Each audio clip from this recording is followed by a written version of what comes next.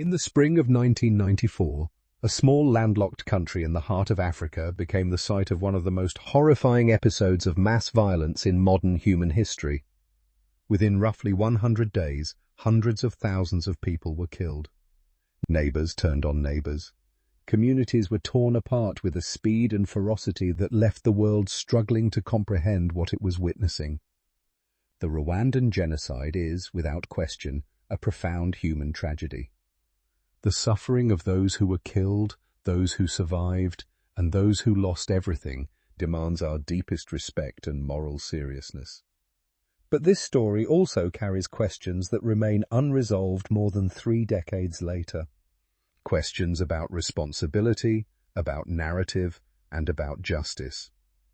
Today, we invite you to engage with this history thoughtfully, with both the sensitivity it demands and the critical thinking it deserves. Because understanding Rwanda fully requires the courage to look beyond comfortable conclusions. To understand 1994, we must go back further. Rwanda's story did not begin with machetes and roadblocks. It began with maps drawn by strangers and identities hardened by foreign hands. Before European colonization, Hutu and Tutsi were fluid social categories in Rwanda, often tied to cattle ownership and social status rather than fixed biological difference. People could move between these groups. The boundaries were permeable. Then came the Belgians. Under Belgian colonial rule, which intensified after World War I, these categories were transformed into rigid racial classifications. In 1933, the Belgians introduced identity cards that permanently labelled every Rwandan as Hutu, Tutsi, or Twa. This single administrative decision locked people into identities they could never escape. The Belgians favoured Tutsi elites, granting them administrative power and reinforcing a hierarchy that bred deep resentment. By the time Rwanda moved toward independence in the late 1950s, decades of manufactured division had already poisoned the soil. By the early 1990s, Rwanda was sitting on a powder keg.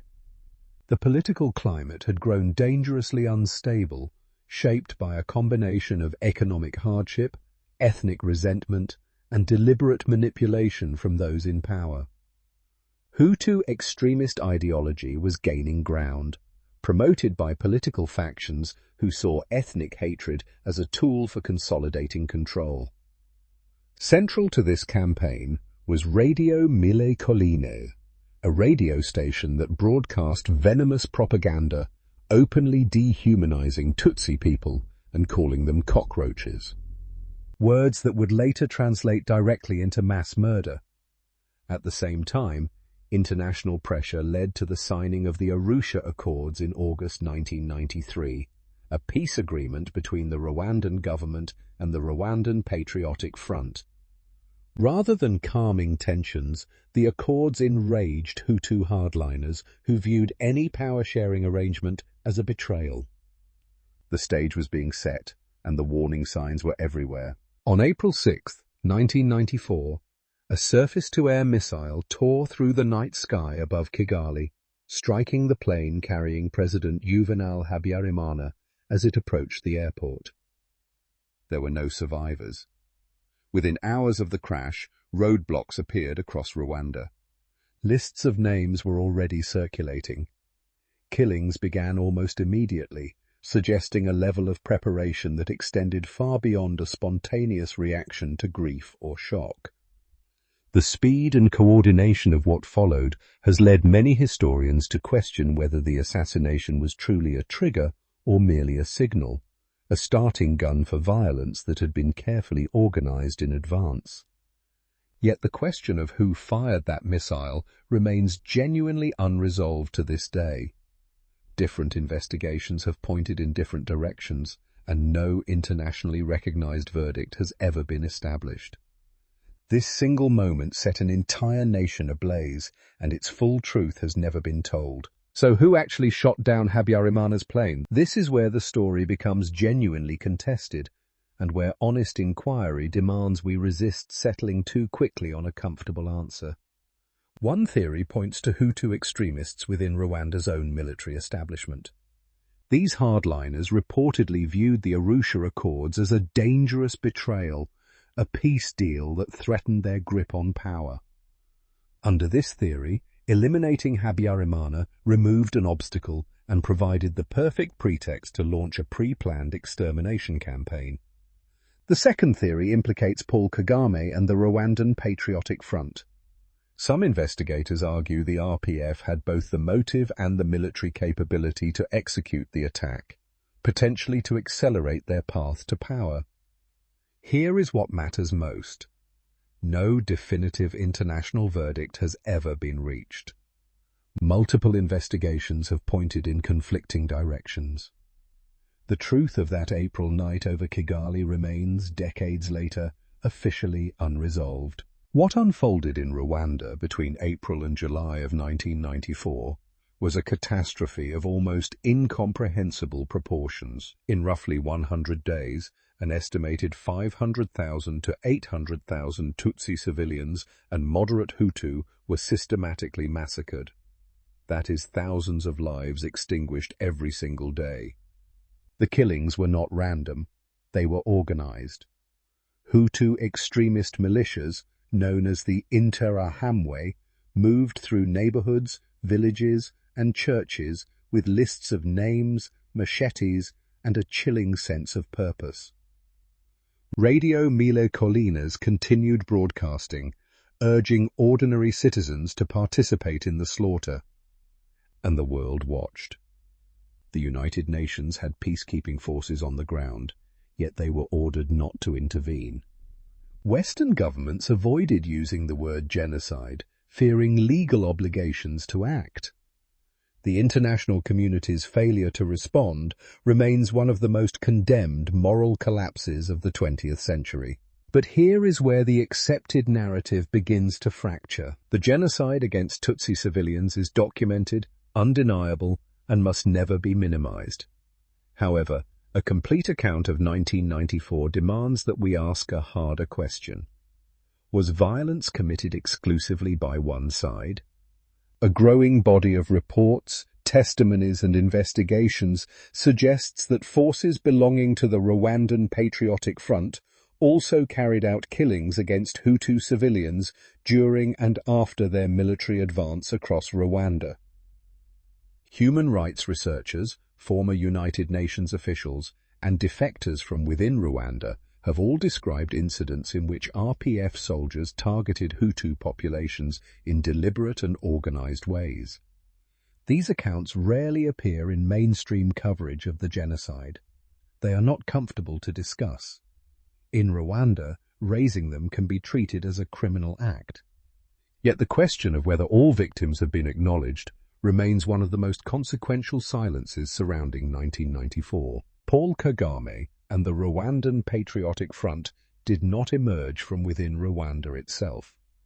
The RPF was formed in Uganda, drawing largely from Tutsi refugees who had fled earlier waves of violence and found themselves serving in Yoweri Museveni's National Resistance Army.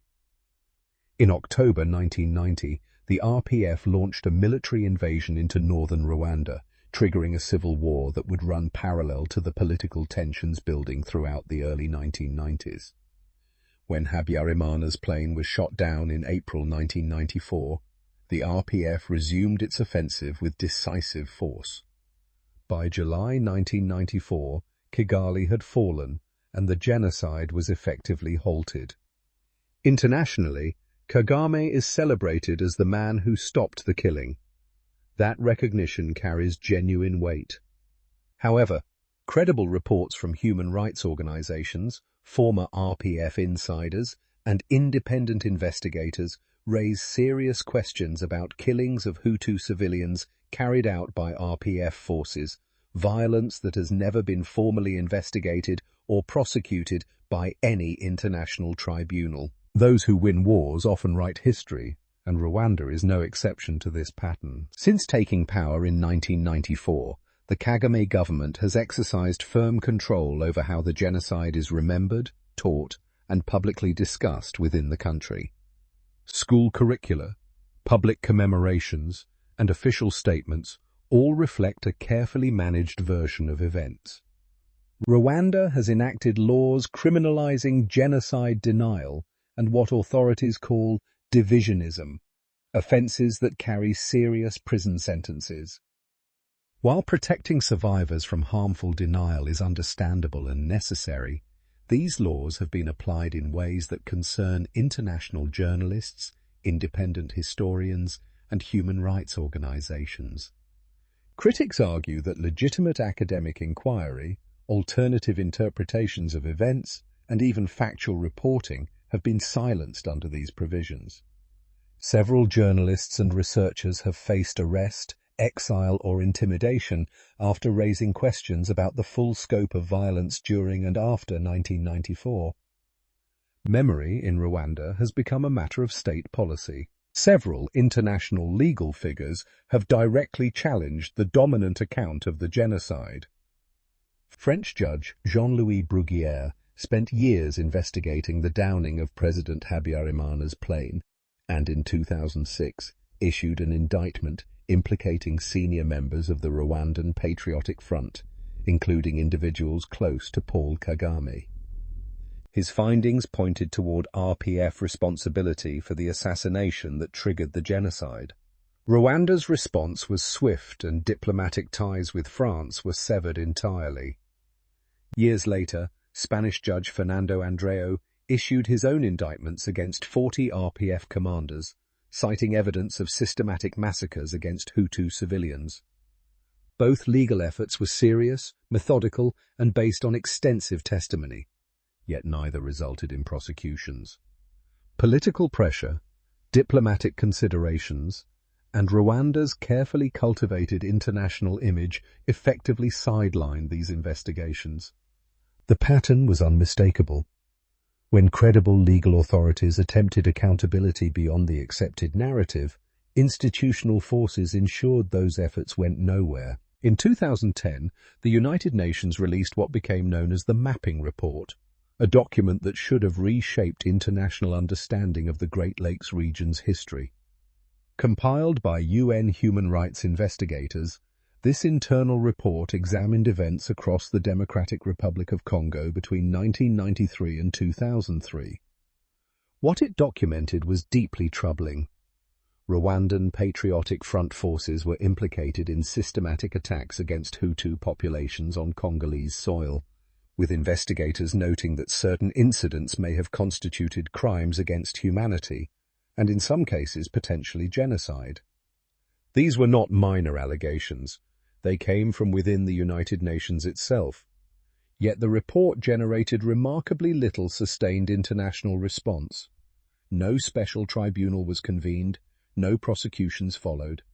The findings were acknowledged briefly, then quietly set aside. For many observers, the silence surrounding this report speaks volumes about whose suffering receives recognition and whose remains invisible. As the genocide unfolded and the RPF advanced across Rwanda, something remarkable and deeply telling began to happen. Hundreds of thousands of people started fleeing the country, pouring across the border into what was then Zaire. And here is where the story becomes more complicated than the standard narrative allows.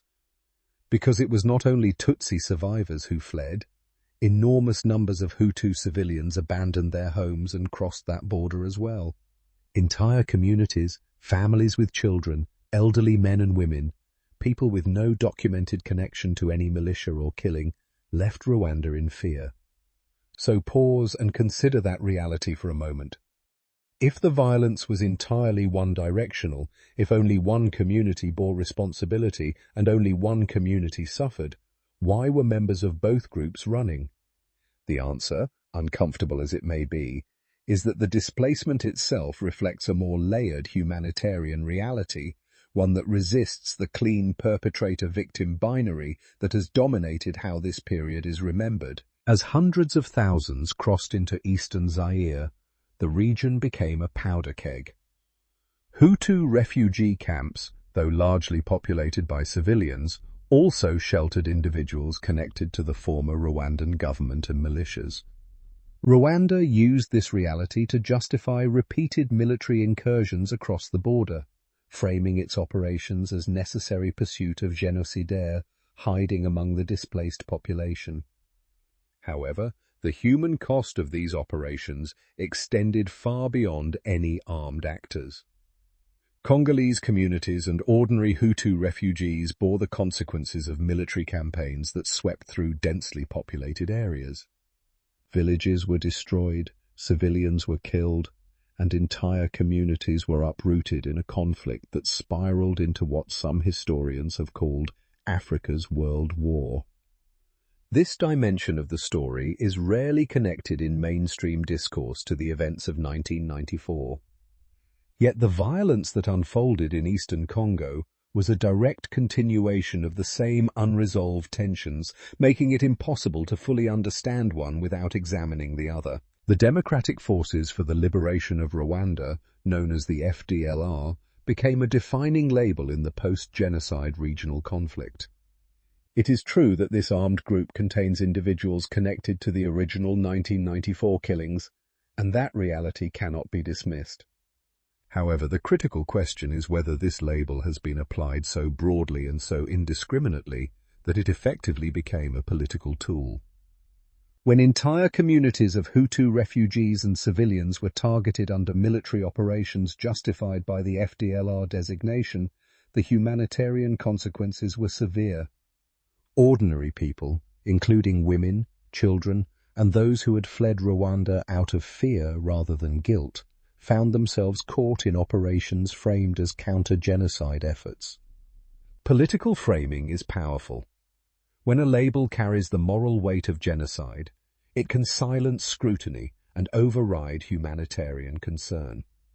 The audience is asked to consider who benefits when that framing goes unquestioned and who suffers when it does. The international community's response to the Rwandan genocide stands as one of modern history's most shameful failures. United Nations peacekeeping forces, already present in Rwanda, were withdrawn precisely when they were needed most. General Romeo Dallaire, the UN force commander, had warned his superiors weeks before April 1994 that mass violence was being planned. His warnings were ignored. Major Western governments, including the United States and France, avoided using the word genocide deliberately, knowing that formal recognition would legally obligate them to act. By the time acknowledgement came, hundreds of thousands were already dead. This profound guilt over inaction has had lasting consequences. Many Western governments became deeply reluctant to criticize Paul Kagame's administration in the years that followed. Scrutiny of documented human rights abuses, political repression, and extrajudicial killings inside Rwanda was consistently softened, as if accountability could be traded against the memory of abandonment. There is a concept in international law and historical analysis known as victor's justice. It refers to the uncomfortable reality that post-conflict justice systems are rarely neutral. They tend to reflect the priorities, narratives, and power of those who emerged victorious, rather than offering a complete and impartial accounting of all crimes committed by all parties. This pattern has appeared across history. The Nuremberg trials, while groundbreaking, prosecuted only Axis war crimes. Allied bombing campaigns that killed hundreds of thousands of civilians were never examined. The International Criminal Tribunal for Rwanda, established in 1994, followed a similar logic. Its prosecutions focused almost entirely on Hutu perpetrators. Documented allegations against RPF forces were never seriously pursued before the court. This was not an accident of oversight.